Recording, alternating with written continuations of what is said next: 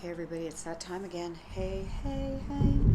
I said I might be poolside, and so here I am. It is Mad Housewife. Tonight is a Merlot night. So we're doing Roulette with Michelle Suzette, Secrets of She Is Me, episode 3. Yes. Roulette, because you never know what you're going to get. Anyway, here we go. So I don't want to go too far back in the history because then it gets kind of lost and shuffled. And as I said, I don't want anything to be boring. And there's a lot of stuff. There's a lot of stuff to cover.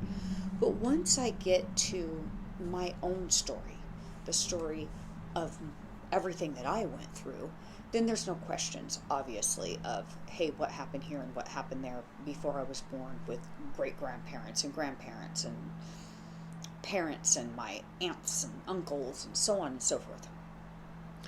So I did say that my aunts would, and my family members, that they would come in and that they would tell me what I might have gotten wrong, what I forgot, things like that.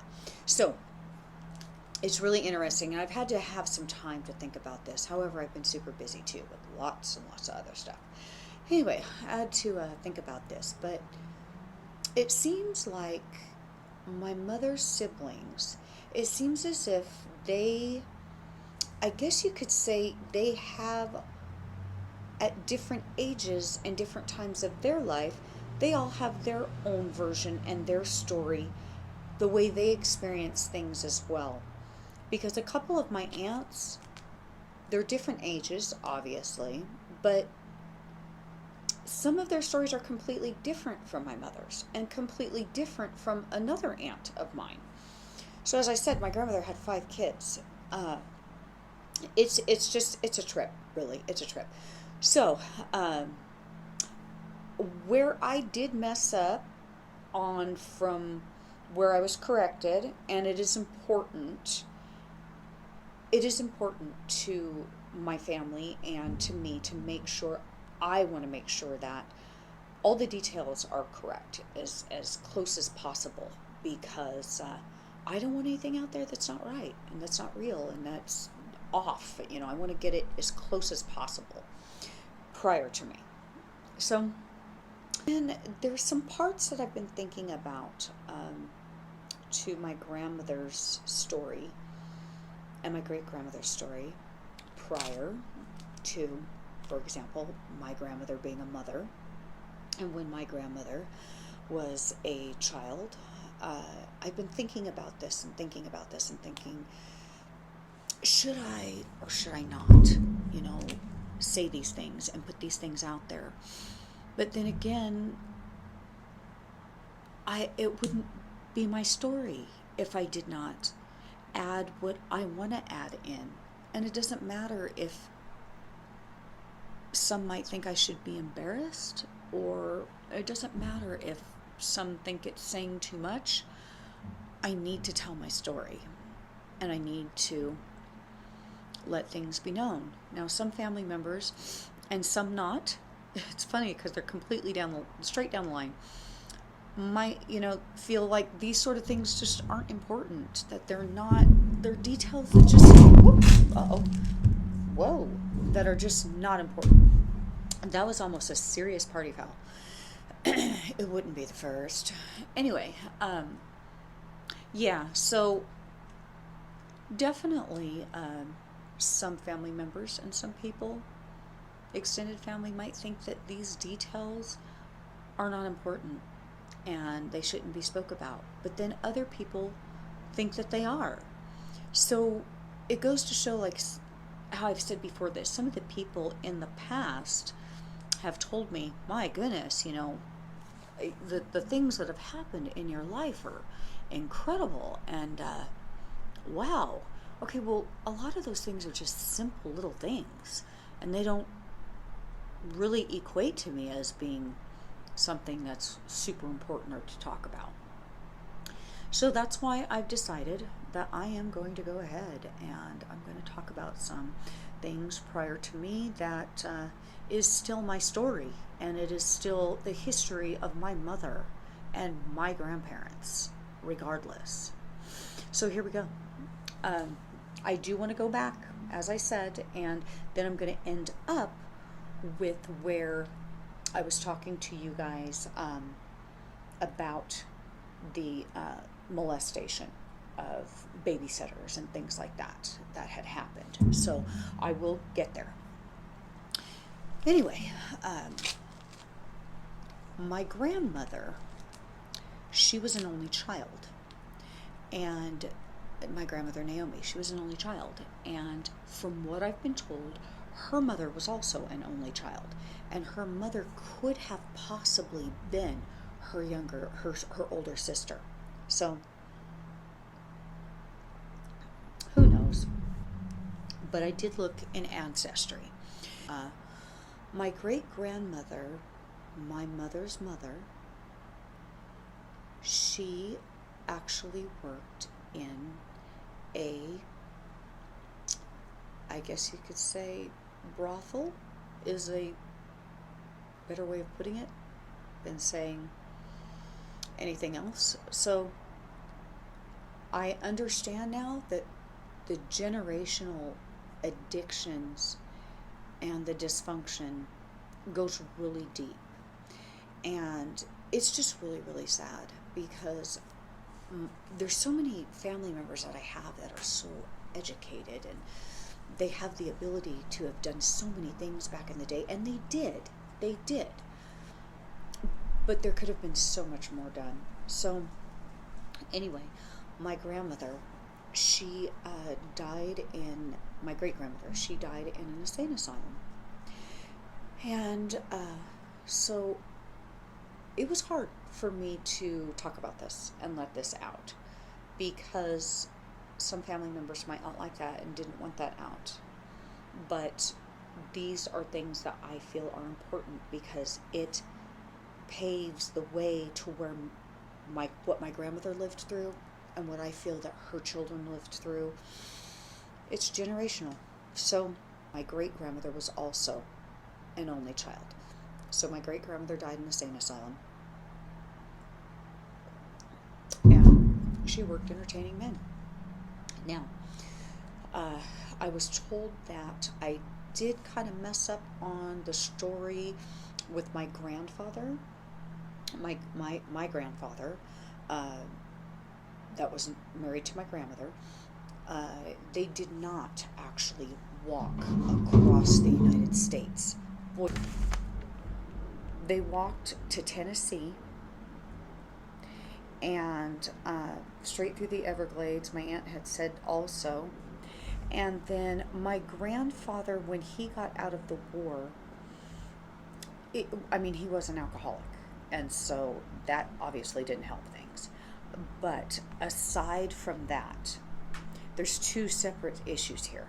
Now, my grandfather, him being an alcoholic, and when he got out of the war, things were messed up. They were really messed up. So he didn't have a lot of education, and he did do things like hanging siding and things like that. He did a few trades, and he did still work. But then there was another time when the sisters, the siblings, and my grandfather, they did this walk through a few states, like I said, Tennessee, through the Everglades, and that is when they had to basically eat in the soup kitchens. And that's the way it went. And basically my grandfather lived off of scraps, and my mom and her sisters, they had to beg for food. So anyway, my grandfather got out of the war, and he had a real hard time. He was an alcoholic, and there was trouble there, and he did the very best that he could, and he did work, but he ran into trouble, obviously, when they were on foot and they had to to move it to other states. So with that, that is as close as it possibly can get.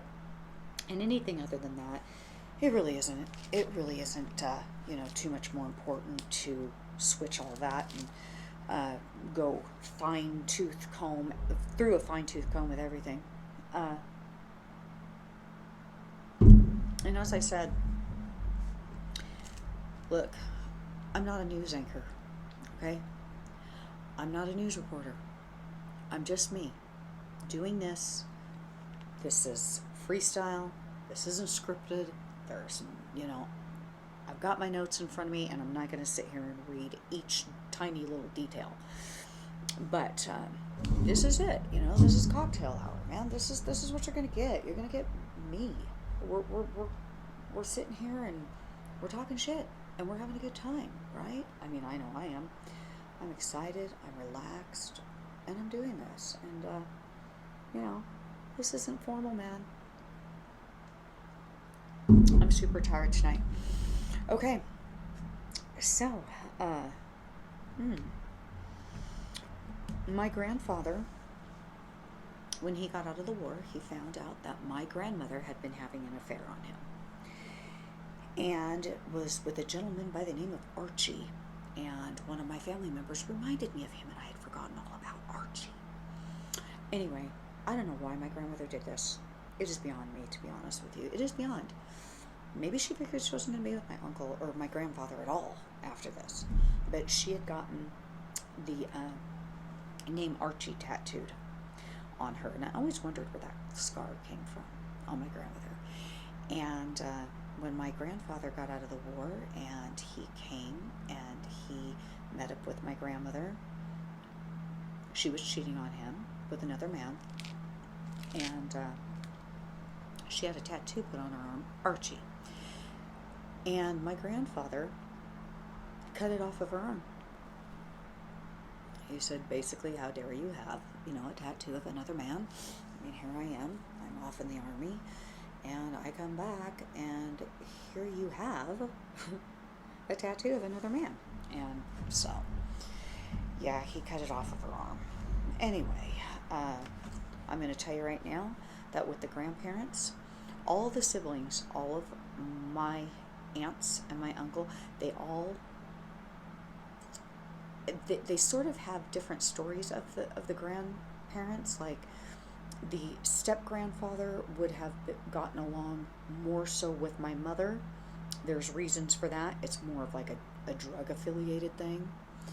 And then like my blood grandfather, he was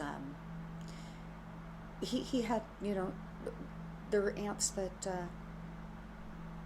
they felt that he wasn't as abusive as maybe the step grandfather. Many of the family members feel that my grandmother was just as abusive as the real the blood grandfather and the step grandfather. So to be honest with you, from what I've found out, look, man, it was all abusive, okay? There's not one grandparent that was not more so abusive than the other, because my real grandfather, he did hang, as I said, he did hang my uncle, and there's talks of my mom too.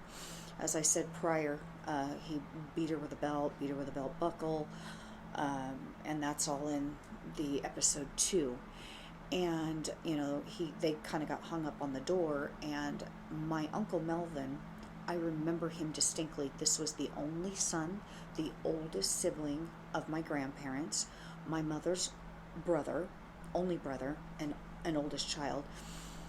He was the boy, so he would get his ass beat. I mean, he had to be a manly man. He got his ass beat. And he was hung up on the door and beat so badly that his arm got broken one time. And this is by his real father. This is by my real grandfather, Melvin. And then basically told him he was a sissy and made him carry a bucket of water up and down the stairs. Well, my uncle went into the service at that time. He was 16 years old. He got kicked out of the service as soon as they found out how old he was. I mean, the kid didn't feel like he had a chance, basically. He wanted to go to the service and come out and make a better life for his sisters and him. And so he got kicked out because he wasn't old enough. So once he was old enough, he re-enlisted and went off to the army. So, meantime, as I said, my real grandfather was, in fact, just as abusive as the other grandparents, step-grandparents of my grandmother. And he, like I said in the episodes prior, he actually would tell the kids, and it's been specifically said that, yes, he did do this to my oldest aunt, and I do remember my mom talking about this, and he did say, the floors aren't clean unless in the corners you can literally lick them clean. And he did, in fact, make my aunt lick the corners of the floor to make sure that the floor was clean enough. I remember my mom distinctly telling me that, and another one of my aunts recently confirmed that. I thought it was my mom too, and possibly my older uncle, but I don't know. It doesn't matter. My mother told me something that her father did to her, my grandfather, one time, and I asked her, why did he do that to you, Mom? And she said, because I wasn't the favorite, and I didn't take a shit. Okay, well, what she said that he did to her, I can't even say it. I can't even let it come out of my mouth. I can't let it come out of my mouth. It is so horrible. Now, that means that, from what I know, my mother has accused my grandfather, her father, of abusing her, sexually, physically. And then the step-grandfather, he abused. So these are things that my grandmother allowed to happen, and in detail later on I will talk about that, but I just don't see where my grandmother was the worst out of the three. I don't see where my biological grandfather was the first out of the three, and to be honest, the step-grandfather was horrible. But they were all horrible. They were all horrible. So it is what it is. I mean, my mother was adamant about her father being such a horrible abuser that he actually came to Las Vegas to visit us one time. He was a stranger to me. He came to visit us one time because the only grandfather that was in our life was the step-grandfather. So the real grandfather, the blood grandfather, came to visit us in Vegas one time. And my mother picked up my cousin, and my grandfather was drunk. He was an alcoholic. And in the casinos, my mother made sure that she robbed her own father and took him for everything that she could while he was there. And she said that he deserved every bit of it. When I heard her talking about it, when I heard her over talking about it, I said, well, where is he at? I mean, what happened to him? He came to visit. He's supposed to be our grandfather. We're supposed to get to know him. What happened to him? He's an alcoholic. He's an asshole. He's an abuser. I was never a favorite. And he abused me in ways that nobody needs to know. Later on, she told me what she said was pretty horrific. There's question whether it's true or not, but it doesn't matter. That's my experience. That's what I was told. And it happened, according to my mother, enough for her to rob my biological grandfather and take him for everything he had, and she didn't feel one bit guilty about it. But she hung out with the stepfather, that abuser, a lot. I was so adamant about the rats and making sure that everybody knew that there had to be this shared bathroom in these flats. And actually, I was corrected. Now, I know for a fact my mother told me that they all had to share a bathroom with others on the floor. But I was just recently told that no, they did have a personal bathroom in their apartment where they could bathe and things like that. And I'm happy to know that because of the fear with the rats and everything, and that I have, which I explained earlier. Just thinking of these little girls not being, supervised, and not having somebody watch them and be with them, and having these little girls in this, what I'm thinking like a public bathroom is, and just the rats running around and stuff. I mean, I just felt really, really bad for them with that, and thinking about that, late at night and everything, and how scary that could have been. And it must have been awful, but my aunt did let me know that it was not that bad. So they did have a bathroom in their apartment. That's completely different from what my mother said, and I know that for a fact because that stuck in my head when my mother told me that, and really made me feel bad. Listen, I've been in Mexico. I'm not, it almost sounded like, some white privilege talking when I was talking about these shared bathrooms and these rats and everything. But the thing about it is I've peed. I've went to the bathroom in a hole in the ground in Mexico. I've also used the most elite toilets and plumbing there. So, I'm definitely not better than everybody else. I want to make sure that I correct anything that I said, even if it's minute, before that wasn't exactly right. My kids someday are going to watch this. This is going to be part of our family history, and I want it to be as close as possible. Even though some of these little details might not be important to some, they might be important to others. So my grandmother, after my grandfather got out of the war and they had split up, and she is now in Chicago, and she is at an apartment building, and she meets the step-grandfather. The super's mother, Camilla, lives in this apartment complex, and my grandmother gets TB there, not when my grandfather got out of the war. My grandmother and him had already been divorced. That's important. And she had gotten TB when she was with the second grandfather. How they had to go to different family members and live with different family members. They had to go to orphanages and live with orphanages. I mean, they waited a long time for their dad to come and pick them up. It was just some hard times. And then and they left in the middle of the night, my grandfather, with a trunk of their belongings, and the two older sisters, which would be my Aunt Lee and my mother, carried the trunk. Their brother is in the army. Carried the trunk. Yeah. And the two younger siblings carried a paper bag with their belongings in their paper bag. And they begged for food, and he ended up getting a job as a prison guard in Jacksonville, Florida, at the Gainesville Penitentiary. And as I said before, he hung aluminum siding. They just about starved to death for about 6 months, living with family members. I tell you what, there's a story that's been told so many times, and it's always stuck out in my mind, always. And so it's always made me do things quite differently with my kids and any other kids prior. But my mother and her sisters talk about how they went to go stay with family.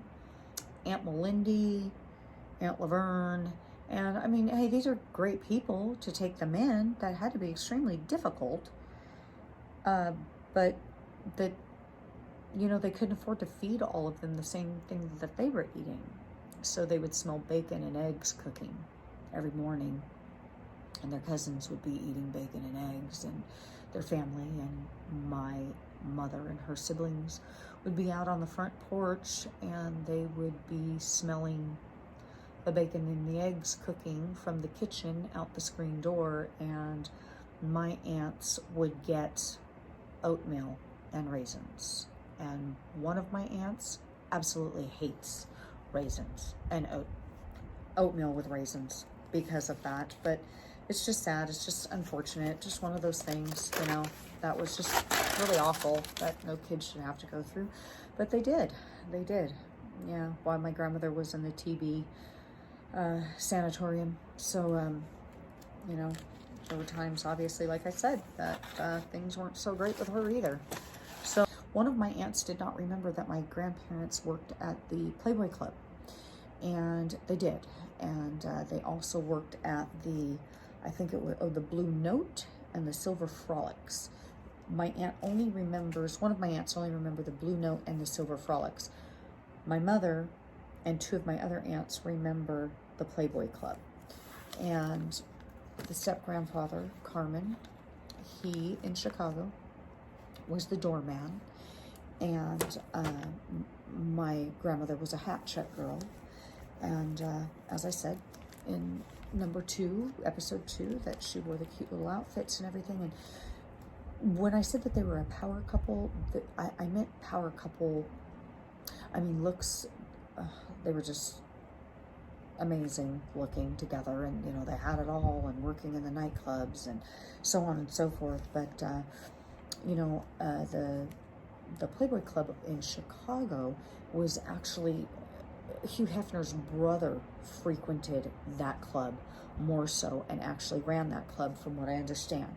And Hugh Hefner would come in from time to time. I mean, the Playboy Bunnies are there too. It's his business. It's Chicago. Of course he's going to go in there. Were they all best friends? No. Because a couple of my aunts didn't remember anything about Hugh Hefner. But those are the younger aunts. So, yeah, they met Hugh Hefner. They weren't best friends. They didn't go to the, you know, they didn't go to the Playboy house or anything like that. But they did meet him. They did know him.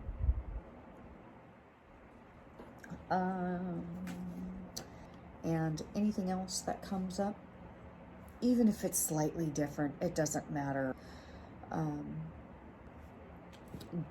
With my gypsy father and the kidnapping and the situation in California with the bikers and them fighting my gypsy family and not getting me,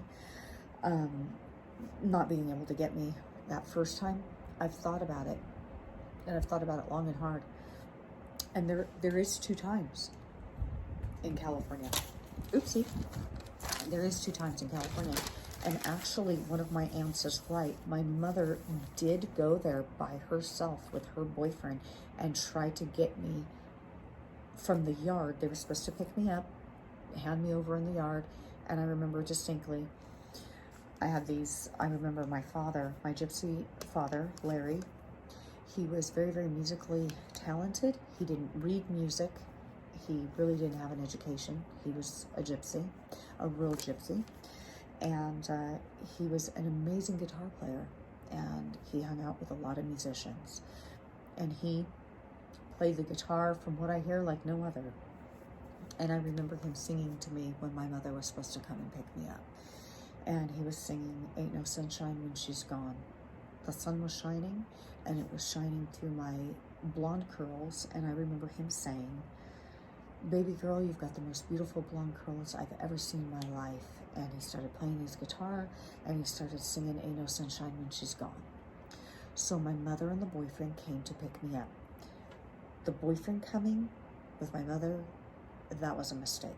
That didn't go over where we went. So then, after that, my mother came back with the bikers then. And that's when the fight happened. And that's when the shit hit the fan. And that's when I remember knives, kicking, screaming, everybody, you know, it was a disaster. So I just want to make sure that those 2 times are correct. I want to make sure that that's right. And I know these little things might not seem big to you guys, but they're important for the story of my life and for it being right and real and on track, and to move forward so that things make sense as I go along. So I had talked about the fight with my gypsy grandparents, how they had come back another time to get me from my mother, and That was the fight on Canoga Avenue in North Las Vegas. And they were successful. They beat my mom. And they took me. And yeah. And I talked about the FBI and the raid and the FBI finding me in Cleveland, Ohio, and how all that went down. I talked about that in episode 2. And one of my aunts said that she had a dream that I was found in a white house. And I was found in a white house with my gypsy family by the FBI. The house was white, it was big, it was a storefront. We lived downstairs. Other family and extended family lived upstairs, 2 floors up and all around. So that is correct. I mean, I was found in a great big white house. It's crazy, but it's true. Her dream was right and real. And yes, my gypsy family's weddings and parties were massive, and I've got a newspaper clipping on when the FBI was looking for me, and how that all went down, a part of it anyway, and I'll post that at some time too.